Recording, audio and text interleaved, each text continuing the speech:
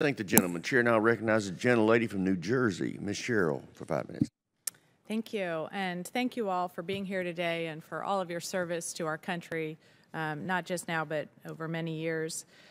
As you may know, Picatinny Arsenal in my district does a lot of work on our supply chain, especially with some of the minerals that we need in our supply chain. And so, General Langley, as you know, the African continent is full of rare earth mineral deposits, and I'm wondering what you're doing in that area to increase the stability of our supply chains, especially with the incursions of China into the African continent and the relationships they have there. Is there an ability for us to stabilize our partnerships there to better protect our supply chains, or do we really need to be thinking about moving our supply chains out of rare earth minerals coming from Africa? Congresswoman, that's a great question, because here's another opportunity for me to illuminate the illicit activities and the shady deals that the PRC is starting to embark upon with some of our partners. Just illuminate and amplify their activities. And we do that through the whole government approach and through these country teams to give the cautionary tales. Because as we look at these rare earth minerals, we do know that that's some of those rare earth materials are, from a military sense, will go into our future weapons. Or high-tech weapons, but in the holistic sense, as far as a society, a lot of these are clean energy type necessary items that need to be able to be harvested for that particular capability. So just engaging with our partners, giving a cautionary tale in the information space of the negative effects in the long run. Thank you. And then also,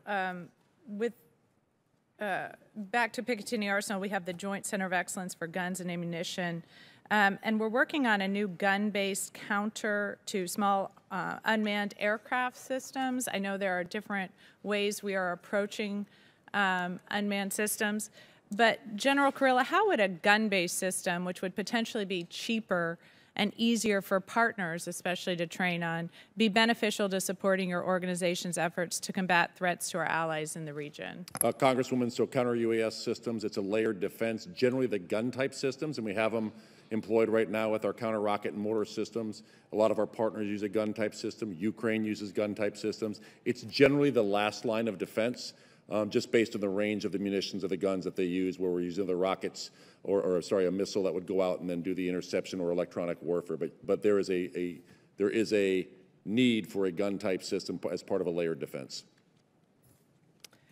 Thank you. And General Kurilla, as well, during the last year's CENTCOM posture hearing, I discussed with your predecessor my concerns about the 2019 bombing in Baghuz, Syria, which led to the deaths of over 60 civilians.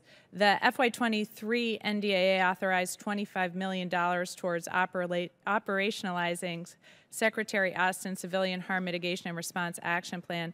Can you elaborate on what your team is doing to fully support the harm mitigation plan and what actions you've taken to eliminate civilian casualties in the AOR? So, ma'am, we were involved in the civilian harm mitigation process in that, in the implementation. And so what it's done, we're in the process of implementing now.